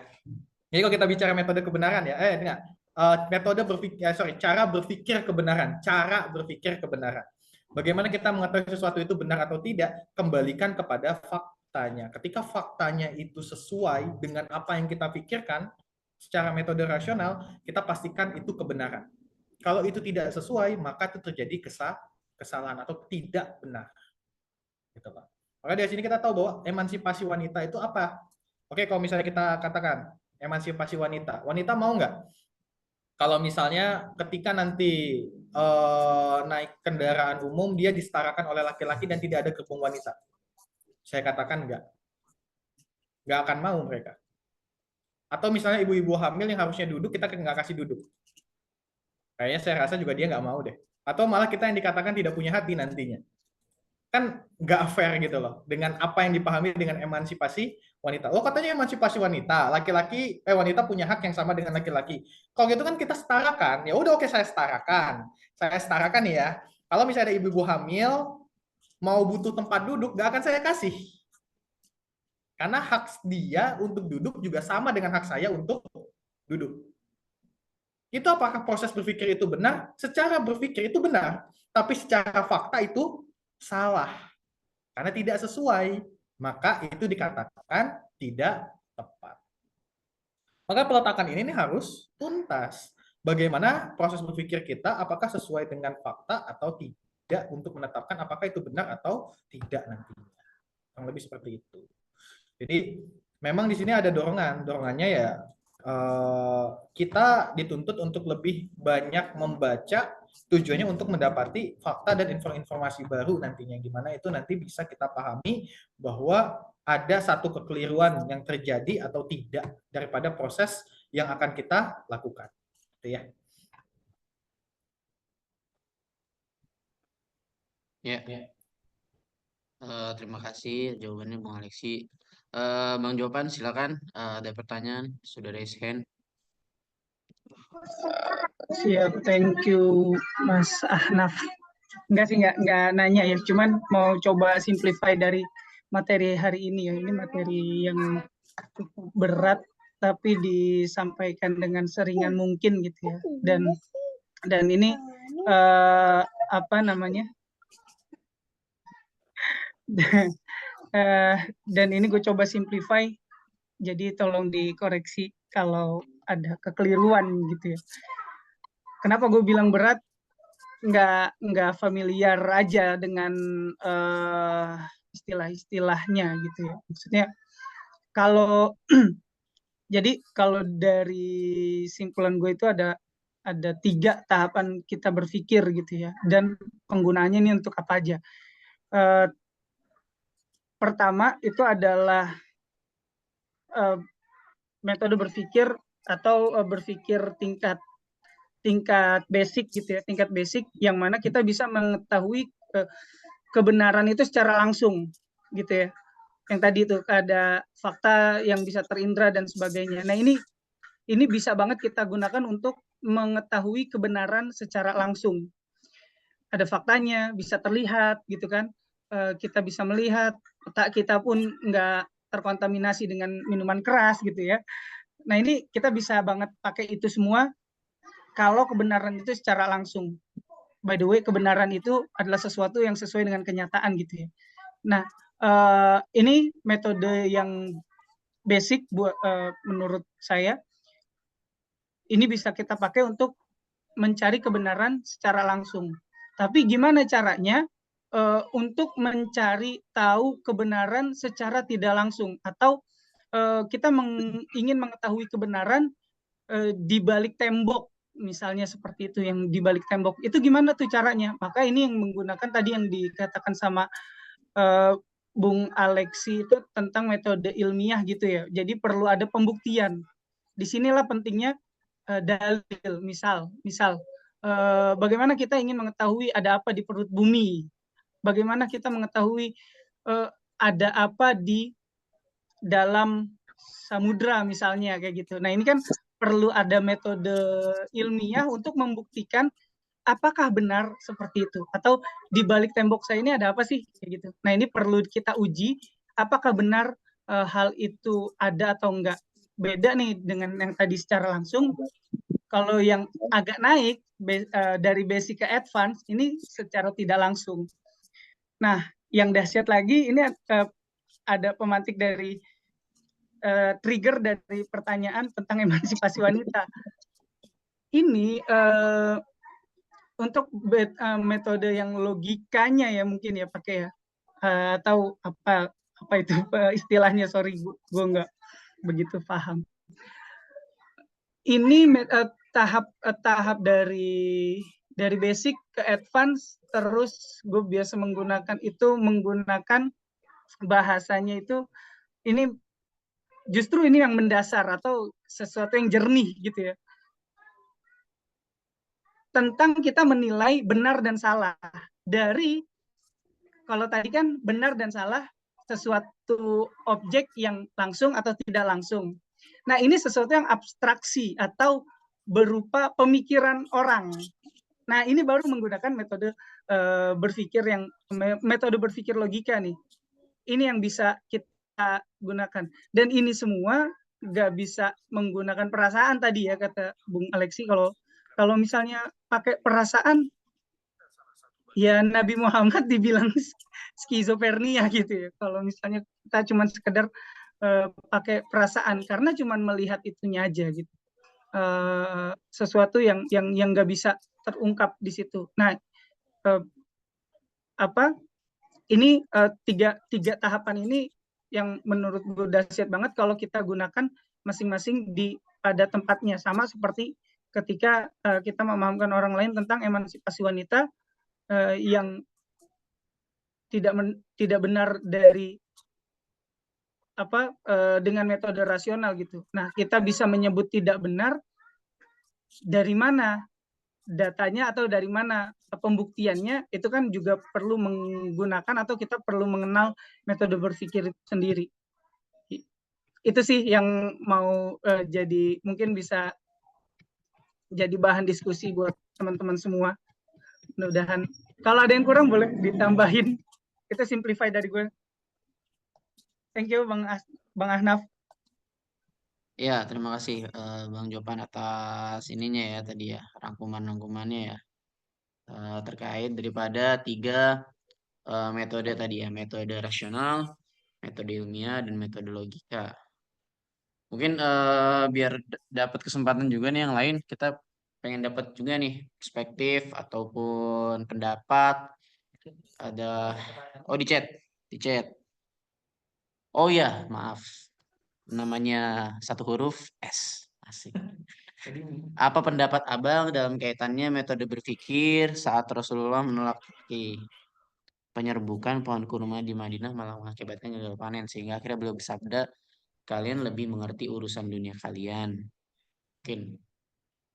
Mungkin ada kaitan dengan metode berpikir tuh. Jadi ya dalam beberapa hal Rasul tuh mungkin ini eksperimen kamu aja gitu. Gitu, eksperimen kamu aja dah. Pohon kurma mah nggak ada urusannya sama wahyu gitu mungkin ya. Silakan. Oke, Ini menarik nih pertanyaannya ya. Ada sih kaitan berpikir terkait saat Rasulullah menolak talqih atau penyerbukan kurma di Madinah dan malah mengakibatkan gagal panen, sehingga akhirnya beliau bersabda, kalian lebih mengerti urusan dunia kalian. Oke, kalau kita katakan, kita bisa nggak sih mencari bukti ini atau kebenaran ini menggunakan metode ilmiah? Kayaknya kita nggak bisa membuktikan bahwa ini benar kok secara ilmiah bahwa Rasulullah menyampaikan ini dengan seperti ini, seperti ini, dan ternyata buktinya gagal dan ini sebagainya, datanya ada. Kayaknya enggak ya. Berarti kita nggak bisa menggunakan metode, kita batasin. Jadi caranya gitu ya, kita batasin dulu. Berarti di sini metode ilmiah tidak berlaku, tidak bisa kita gunakan, lalu kita juga tidak bisa menggunakan metode logika juga di sini. Berarti yang bisa kita gunakan adalah metode rasional. Nah, pertanyaannya, apakah kita mau membahas terkait Rasulullah-nya yang menolak talqih, atau sampai Rasulullah itu memberikan hadis bahwa kalian lebih mengerti urusan dunia kalian. Nah, tapi yang akan saya gambarkan itu seperti ini. Kita harus memahami dulu sebagai fakta bahwa kebenarannya bahwa Rasulullah itu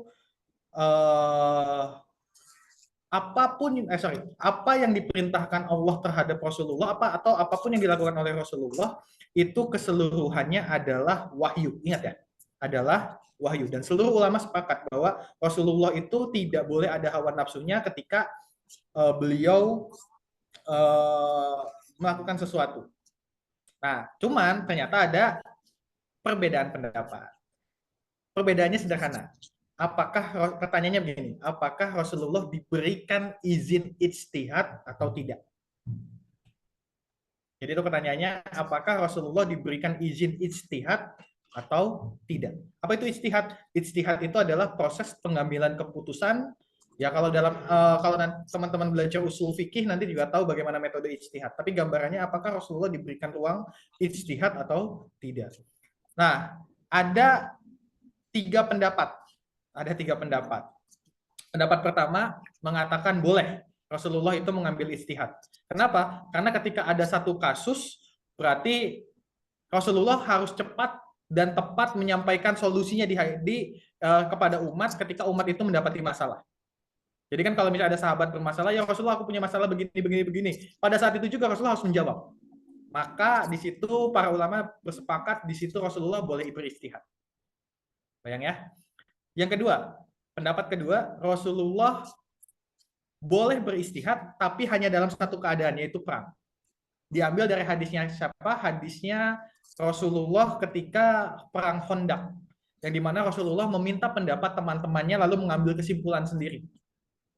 Loh, itu kan metode berpikir kan ya? Terlihat seperti metode berpikir. Bagaimana Rasulullah mengambil pendapat teman-temannya, nanti diolah, nanti baru mengikuti pendapatnya Salman Al-Farisi. Oke ya, berarti Rasulullah hanya diberikan istihad di medan perang. Ini pendapat ulama yang kedua.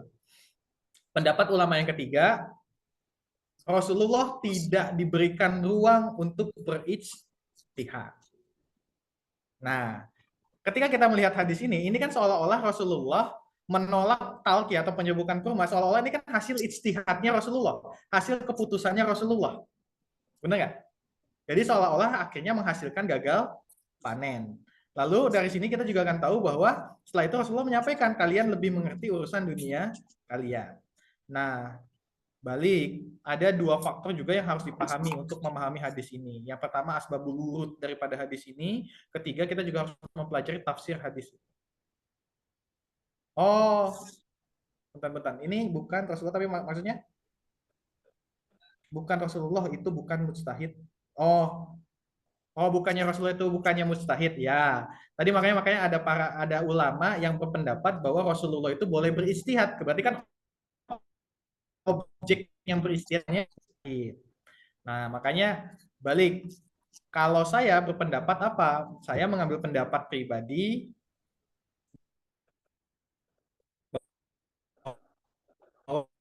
bahwa Rasulullah itu tidak, dan Allah juga itu karena wahyu, gitu ya. Karena Allah yang memang menjadikan Rasulullah itu lupa, akhirnya masuk. Oke, jadi karena Allah yang menjadikan Rasulullah itu lupa, pendapat saya pribadi ya, saya mengambil pendapat ulama yang mengatakan bahwa Rasulullah tidak diberikan ruang istihad. Tapi kalau Rasulullah dianggap menjadi mujtahid, ya nggak jadi masalah. Itu juga pendapat ulama yang lain gitu loh. Maka ini kembali kepada pemahaman bahwakah teman-teman nanti akan mengambil pendapat yang mana, apakah Rasulullah itu diberikan ruang ijtihad atau tidak. Saya pribadi tidak tahu hal yang bisa kita ambil, ya pasti hasil berpikirnya juga akan berbeda terkait ini maklumat sabiko saya dengan maklumat sabiko teman-teman juga berbeda. Saya ambil Rasulullah sebagai mujtahid, maka kan bahwa talqi itu karena perintah Allah. Dan terjadinya kegagalan panen itu juga karena kehendak Allah, maka sampai saat itulah Rasulullah akhirnya diberikan Allah untuk menyampaikan kalian lebih mengerti urusan dunia kalian. Artinya Rasulullah juga memberitahu bahwa manusia itu punya ilmunya sendiri untuk memenuhi kebutuhan dia juga sendirinya. Gitu ya. Tapi ketika memang nanti Rasulullah diberikan ruang istihad, berarti akan saya katakan ini salahnya Rasulullah, gitu lah. Berani nggak mengatakan gitu? Loh ini kan istihadnya Rasulullah, berarti kan salah. Berarti para sahabat pada saat itu bisa, ini karena Rasulullah kita gagal panen, sampai akhirnya kita nggak makan dan lain-lain. Itu yang tadi saya katakan, saya nggak berani mengambil ruang kalau Rasulullah dibolehkan beristihad dalam segala hal. Bahkan sampai di titik paling aman seperti Rasulullah diberikan istihad di tengah peperangan saja, buat saya pribadi saya nggak berani mengambil itu. Ini pribadi gitu ya, tapi kembali kepada teman-teman. Ya. Tapi dari sini kita tahu bahwa hadis itu diberikan oleh Rasulullah itu jelas juga bukan karena perihal nafsu. Karena di situ ada wahyunya Allah yang memang melekat pada diri Rasulullah yang kita tahu di situ atas tuntunan malaikat Jibril nanti yang diperintahkan oleh Allah. Jadi ketika Rasulullah memutuskan bahwa talqih, ya itu ada banyak kemungkinan bisa saja memang Rasulullah diperintahkan Allah untuk menolak itu untuk menunjukkan bahwa para sahabat itu harus mempelajari ilmunya agar dia tahu apa yang akan dia lakukan, dan itu untuk diajarkan kepada manusia lagi lainnya. Tapi bisa juga nanti memang perintah itu terjadi untuk bagaimana Rasulullah juga bisa menjadikan istihad Rasulullah untuk mengajari para sahabat. Tapi ya nanti akan banyak kontradiktif di dalamnya ya, dan itu akan berpeluang akan jauh lebih berbahaya. Jadi kembali kalau untuk permasalahan ini saya akan katakan tergantung daripada pemahaman teman-teman itu sendiri dan bagaimana menyikapinya dari hadis ini sendiri. Tapi ya kita tahu tujuan dari hadis ini mengingat Rasulullah memberikan peringatan kepada kita bahwa ilmu akhirat itu tidak cukup saja, bahwa kita juga harus mempelajari ilmu dunia, yang dimana ilmu dunia itu nanti akan kita manfaatkan untuk mengurusi urusan dunia kita juga gitu loh. Ini juga akan jadi kekeliruan ketika seseorang nanti menilai bahwa udah saya mencukupkan ilmu akhirat saja, ngapain belajar ilmu matematika, nggak akan dihisap ini kok. Untuk apa juga belajar ilmu matematika atau belajar ilmu ekonomi, nggak akan digunakan ini kok. Ilmu ekonomi kita kan ilmu dari barat, berarti hukumnya kafir, semuanya salah. Itu juga salah juga semuanya. Berarti kita juga haram menggunakan itu, ya itu terserah lah. Tapi intinya itu akan keliru kalau misalnya kita memahami bahwa urusan kita di dunia itu mencukupkan diri kita hanya pada Allah, atau menyerahkan diri kita hanya pada Allah tapi tidak melakukan ikhtiar di dalamnya. Maka di sini ada penekanan adanya ikhtiar yang harus kita lakukan untuk juga memenuhi urusan dunia kita. Dan itu juga harus ada ilmunya. Gitu ya. Kurang lebih seperti itu kalau pendapat saya. Ya. Saya kembalikan ke Ya, terima kasih Bang Alexia. Mungkin dari yang lainnya ada ingin pertanyaan lagi atau diskusi lagi, bisa bisa diberikan di kolom chat ataupun bisa raise hand juga ya. Ya, Bang, ini namanya S doang sih. Nggak bisa dipanggil, Bang. Ya, ada yang lain mungkin ya yang masih ingin, boleh juga berkaitan dengan tadi ya, metode rasional, metode ilmiah, dan juga terakhir metode logika. Bagaimana ketiga ini kita gunakan dalam berpikir. Oh ya, mau ada tambahan silakan. Oke. Jangan sampai kita lupa bahwa istihad itu metode ilmiah. Ya, saya juga tadi sempat lupa memasukkan bahwa ingat, metode ilmiah itu ada tuntutan mengharuskan kalau misalnya ada kesalahan di dalamnya. Tujuan daripada kesalahan itu untuk bisa diperbaiki nantinya ya. Kebayang nggak nyampe sini ya? Metode ilmiah itu ada kehususan, yaitu harusnya ada kesalahan. Karena nilai kesalahan itu yang akan menjadi pendorong untuk berpikir secara ilmiah lagi untuk memperbaiki masalah tersebut atau kesalahan tersebut. Nah, seandainya tadi, makanya saya tadi ya, punten saya nggak ngambil pendapat yang dimana Rasulullah itu boleh beristihad, karena nanti istihad itu punya peluang salah, dan kita menisbatkan Rasulullah itu orang yang salah. Makanya saya nggak berani mengatakan hal tersebut. Gitu ya. Karena tadi baik, istihad itu metode ilmiah. Karena proses penarikan istihad juga adalah metode ilmiah. Makanya Imam Asy-Syafi'i aja mengatakan bagaimana Imam Asy-Syafi'i juga menyampaikan gini, mungkin pendapatku bisa benar dan bisa jadi pendapat dia yang salah, atau bisa jadi pendapat dia yang salah dan bisa jadi pendapat dia yang benar dan pendapatku yang salah. Nah, itu kan membuktikan bahwa metode yang namanya istihad itu adalah metode ilmiah, bukan metode rasional ya. Kayak kurang lebih seperti itu. Ya, terima kasih Bang Alex ya. Tadi terkait kesamaan ijtihad dan juga proses dalam metode ilmiah ya. Jadi memang mirip gitu ya. Tapi juga catatan tadi ya terkait pendapat Rasul itu boleh berijtihad atau enggak itu pendapat masing-masing ya. Jadi pendapat dalam agama. Tadi kalau pemantik mengambil pendapat yang seperti itu gitu. Dan metode ijtihad itu mirip metode ilmiah tadi ya katanya. Emang saya juga jadi kepikir gitu kan kalau kalau ilmiah itu kan gini ya, Bung Alex ya. Berarti kan sekarang bisa jadi benar, bukan bisa jadi benar, sekarang benar, tapi suatu saat kalau ada yang lebih kuat dia salah gitu. Itu kan metode ilmiah kan kayak gitu ya. Jadi bisa tek tek tek tektoknya itu suatu saat berubah gitu. Ya. Suatu saat berubah seperti itu.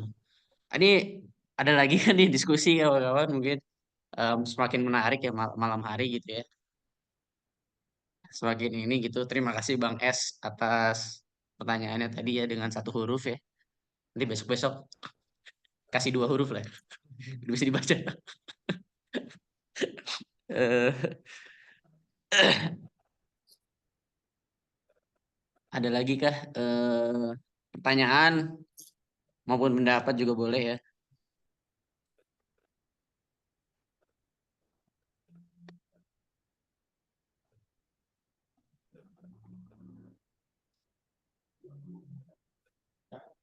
Atau kita cukupkan? Kita cukupkan. Kembali ke teman-teman aja. Oke teman-teman ya. Jadi paksain ya. Terlalu banyak malam ini. Ya, tadi ya metode rasional itu mungkin saya ulang lagi tadi ya. Bang Jovan sempat kasih notes tadi. Ada yang tambahin? Ya, mau tambah silakan Bang Aksi. Oke, ketika kita bicara metode ilmiah ya, metode ilmiah itu memang menarik, sangat-sangat menarik. Jadi ketika kita bisa menggunakan metode ilmiah itu suatu saat itu nanti kita bisa memiliki teori ya. Saya akan bahas sedikit teori. Apa itu teori dan bagaimana proses teori itu sendiri. Tadi benar yang disampaikan oleh Kang Ahnaf, kata Kang Ahnaf, kalau metode ilmiah itu bisa saja saat ini benar, tapi di masa depan itu salah. Berarti pada saat itu kondisi metode ilmiah bisa digunakan lagi tidak? Pasti tidak bisa digunakan lagi. Karena sudah gagal. Nah, itu karena adanya pembangunan struktur teoritis atau teori. Nah, jadi sederhananya ketika bicara teori, saya mengambil perumpamaannya keong. Jadi kayak gini. Saya berteori. Keong itu semua ulir daripada cangkangnya itu ke kiri. Ulir cangkangnya ke kiri. Perhatikan ya, ulir cangkangnya itu ke kiri. Maka untuk membuktikan bahwa cangkang keong itu benar ke kiri, saya harus melakukan penelitian mendalam terkait cangkang keong. Maka saya harus cari seluruh cangkang keong yang dimana keong-keong itu hidup, dan di semua itu ulirnya ke kiri, atau putaran cangkang keongnya itu ke kiri. Selama tidak ada yang ke kanan, maka teori saya benar tidak? Akan saya katakan teori saya benar ya. Nah, terus saya juga untuk memperkuat teori saya mencari seluruh fosil keong, dan ternyata cangkang keong saya itu ke kiri, yang fosil juga. Seluruh fosil cangkang keong ternyata ulirnya ke kiri. Maka teori saya runtuh atau masih tetap eksis? Tetap eksis. Dan saya juga harus berdoa ketika nanti ada keong yang lahir, cangkangnya harus ke kiri. Kalau dia ke kanan, maka teori saya runtuh. Itulah metode ilmiah. Jadi cukup satu hal yang menjadikan pembatalan atau peruntuhan struktur bangunan teori. Ketika teori itu tidak sesuai dengan fakta atau realitas yang terjadi nantinya. Makanya jangan aneh ketika kita bicara metode ilmiah, sorry tadi saya katakan metode ilmiah. Metode ilmiah itu pasti ada peluang kesalahan di masa depan yang nanti akan diperbaiki, gitu loh. Misalnya kita bicara ijtihad. Ijtihad ulama mengatakan bahwa ruhiyat yang sah itu adalah lokal untuk ulama Syafi'iyah. Oh iya, di masa itu bisa menggunakan lokal. Karena tadi untuk mendapati satu informasi ke wilayah lain itu dibilang lambat. Butuh 1 hari dari satu kota ke kota lain. Informasinya terkesan lambat. Harus menunggu orang yang melihat hilal dari wilayah lain, lalu menginformasikan kalau kami sudah melihat hilal, maka tempat itu baru dia berhari raya. Itu kan adalah satu bentuk proses.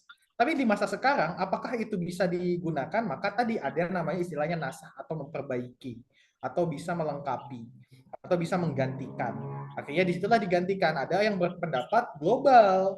Global itu sekarang lebih sah dibandingkan lokal. Tapi tetap itu ranah ijtihad, ranah pendapat, dan itu bisa salah, bisa benar, dan itu tidak ada kesalahan di dalamnya karena pernah terjadi dan pernah bisa digunakan, gitu ya. Itu kelemahan daripada metode ilmiah. Sifatnya tadi kebenaran itu di keadaan itu saja, tapi tapi berpeluang untuk salah di masa depan, gitu.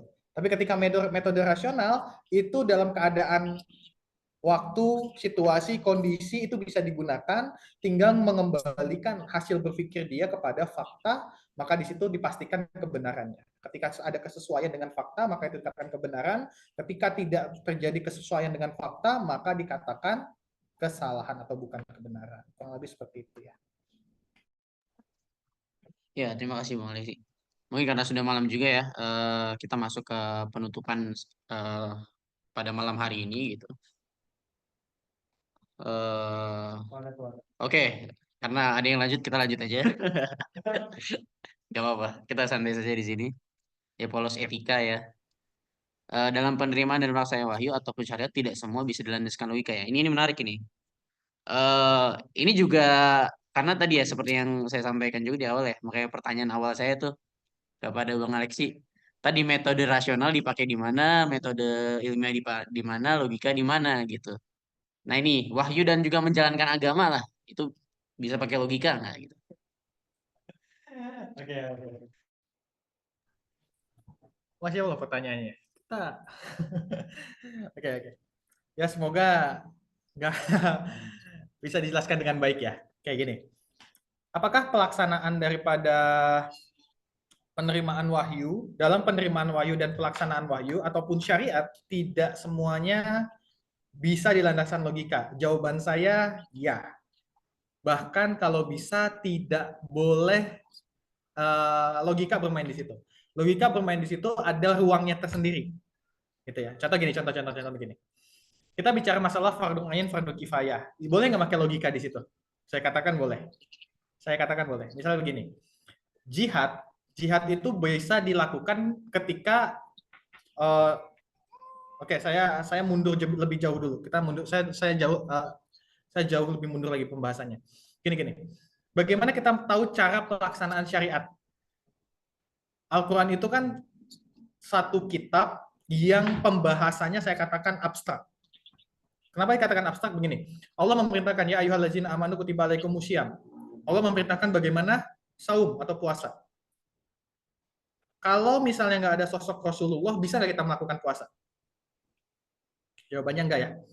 Allah mengatakan waqimu sholat, dirikanlah sholat. Terus bagaimana kita melakukan sholat? Bisa nggak? Kayaknya nggak bisa juga ya kalau kita melakukan sholat. Terus kalau misalnya nggak ada Rasulullah, dikatakan ya ayyuhallazina amanu kutiba alaikumus qisos.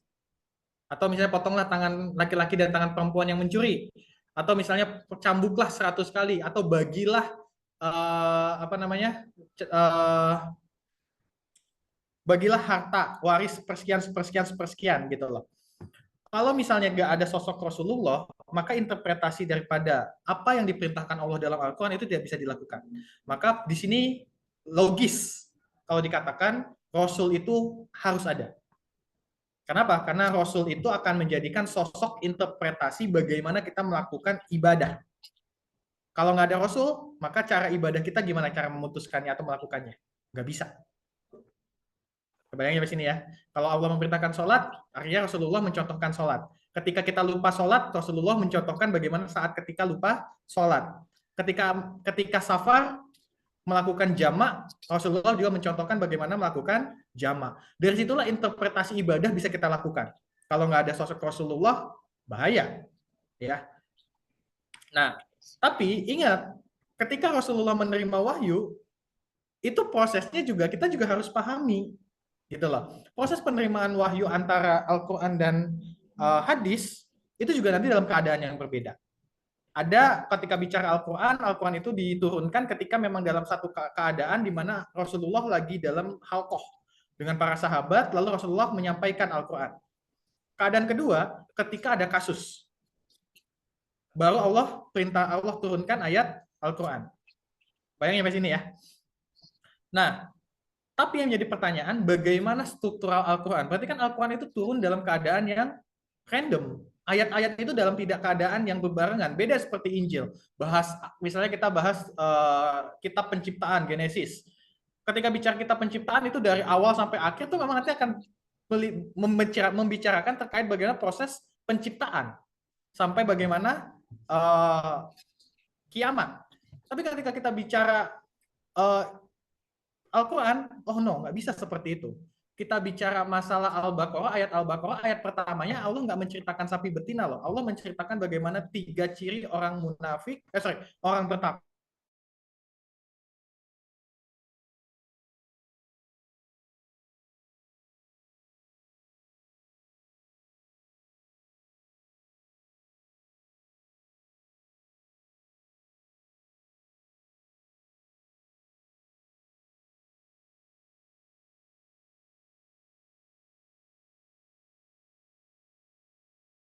Harus dijelaskan secara tuntas agar kita paham bahwa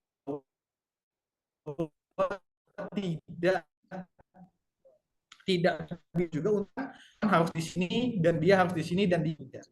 Buktinya dari mana? Jadi ini ada hadis yang menyampaikan bahwa setiap di bulan Ramadan selama tahun sekali masuk masih tes aman. Oke. Di bulan Ramadan, setiap 1 tahun sekali, Rasulullah itu didatangi oleh malaikat Jibril, lalu dibacakan seluruh ayat Al-Quran yang sudah turun. Berarti ketika dibacakan oleh malaikat Jibril, berarti struktural ayat-ayat Al-Quran itu sudah terbentuk ya. Nah, lalu setelah itu, di tahun terakhir Rasulullah hidup, di umur ke-63, malaikat Jibril itu turun dan membacakan Al-Quran kepada Rasulullah sebanyak 2 kali. Lalu Rasulullah menyampaikan kepada sahabat, tahun ini Jibril menyampaikan Al-Quran dan membacakan Al-Quran kepadaku 2 kali. Artinya disitulah sudah tuntas Al-Quran itu. Maka pada saat pembukuan Al-Quran, di masa Rasulullah sudah wafat, para sahabat itu yang sudah menghafal Al-Quran itu sudah paham strukturnya. Bismillahirrahmanirrahim. Siapa yang mendengarkan ayat Al-Fatihah pertama ini? Semua sahabat mengangkatkan tangan. Saya mendengar. Lalu ayat kedua, Rahmanirrahim. Alhamdulillahirabbil alamin. Ar-Rahman Maliki Yaumiddin dan seterusnya. Itu semuanya dibacakan oleh sahabat dan disaksikan bahwa struktur ayat itu, maka itulah yang ditulis dan menjadi Al-Quran yang kita baca sekarang. Jadi dari sini kita akan tahu bahwa strukturan Al-Quran itu juga bukan daripada nafsunya Rasulullah. Rasulullah tidak bisa bermain nafsu di dalam itu, apalagi nanti ada urusan ibadah di dalamnya ya. Karena yang namanya ibadah atau syariat itu hubungannya antara manusia dengan Allah. Kalau ada campur tangan Rasulullah di dalamnya atau ada nafsunya Rasulullah, pertanyaannya sah nggak kita melaksanakan ibadah nantinya? Yang jelas nggak sah. Maka disitulah tidak boleh ada nafsu di dalamnya. Nah, di sini ketika kita menggunakan logika, gimana cara menjelaskan logikanya?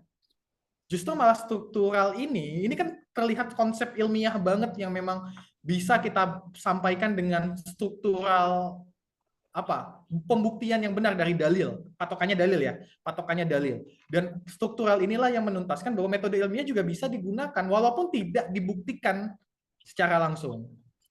Makanya kan kalau bicara masalah ilmu sejarah itu benar nggak? Ya benar. Metode ilmiahnya benar nggak? Ya benar, selama apa yang dihasilkan dari kesimpulan berpikirnya itu sesuai dengan faktanya atau sesuai dengan dalil kalau dalam Islam nantinya. Selama itu sesuai, maka proses itu benar. Nah, bisa menggunakan metode ilmiah, juga bisa menggunakan metode rasional. Jadi tidak butuh di logika kan ya, maksud saya gitu ya. Jadi tidak bisa kita juga menjelaskan, oh secara logika begini dong. Kalau misalnya logikanya salah, akan bahaya. Berarti kita menisbatkan Rasulullah juga berpeluang salah nantinya. Karena Rasulullah itu al-ma'sum, yang pasti dibenarkan oleh Allah seluruh perbuatannya. Kurang lebih seperti itu. Saya kembalikan ke moderator. Ya, mungkin saya juga membantu sedikit mengenai mungkin sedikit menyimpulkan ya. Memang ada area-area yang memang eh, dalam agama itu bisa kita apa ya cari dengan metode rasional tuh kan. Kayak kita mau cari keberadaan Tuhan tuh. Saya ingat cerita sederhana itu dari Bung Alexi juga tuh. Kalau orang Arab Baduy itu dulu itu di Arab tuh kan ada Baduynya tuh kayak di sini lah Baduynya. Suku paling terluarnya lah. Kalau mau tahu cara cara taunya Allah itu mengibaratkannya dengan unta tuh. Unta itu kalau dia ninggalin jejak kotoran itu kan berarti ada unta yang lewat. Padahal unta itu udah lewat berapa menit lalu gitu. Ada kotorannya itu ada ini. Itu rasional itu. Itu metode rasional. Tapi dalam beberapa hal tadi ya seperti yang dijelaskan Bung Alexi terkait syariat, terkait hal-hal yang sifatnya udah wahyu itu memang dia logika dan lain sebagainya itu tidak bisa digunakan pada tempat-tempat seperti itu mungkin gitu ya Bung Alexi. Balik lagi tadi ya metode rasional tadi penggunaan cara kita berpikir melalui apa yang kita punya itu kan. Kita lihat kan indera ada faktanya di depan kita lalu ada orang yang ngasih tahu atau ada informasi sebelumnya. Itu kan semua orang punya. Yang kedua metode ilmiah, metode berpikir yang melalui percobaan. Tidak semua hal bisa diuji coba tentunya ya. Tapi ada hal-hal yang sifatnya materi yang bisa diuji coba. Dan yang ketiga logika, menyusun dari beberapa argumentasi yang tadi dijelaskan oleh Bung Alexi juga. Itu terkait logika, itu bisa berguna banget dalam menyusun pendapat agar lebih kuat gitu ya. Tadi dijelaskan di slide yang nanti juga akan kita bagikan slide-nya ke teman-teman. Mungkin ada pertanyaan lagi gitu dari kawan-kawan sebelum saya tutup lagi nanti saya tutup lagi ada yang nanya lagi gitu kan nggak biasa gitu. Jadi kalau kalau lagi silakan lewat chat atau lewat raise hand juga boleh gitu kan. Mau lewat apapun boleh. Atau kalau tidak ada kita cukupkan dulu ya. Mungkin Bung Alexi bisa closing speech dulu. Closing speech ya. Oke, syukran. Oke, untuk sebagai closing speech, balik seperti yang tadi saya tuliskan dalam kesimpulan, salah satunya di poin kedua itu bahwa akal berpikir kita itu sesuatu anugerah besar yang Allah berikan kepada diri kita sebagai manusia, sebagai apalagi seorang Muslim, sebagai hambanya Allah, yang dimana akal dan berpikir kita, akal dan pemikiran kita itu yang akan nanti kita gunakan untuk bisa membedakan mana halal, mana haram, mana yang harus kita jalankan dalam ibadah, mana yang harus kita tinggalkan, sebagaimana Allah perintahkan. Itu kan semuanya adalah pengaruh daripada proses berpikir. Maka ketika kita mengabaikan proses berpikir kita, ini akan menjadikan permasalahan. Jangan aneh ketika memang kita melihat saudara Muslim kita, kenapa sih dia Muslim tapi keadaannya begini? Kenapa sih kita Muslim? Bahkan ada satu statement tadi baru aja saya dapat. Ini menarik.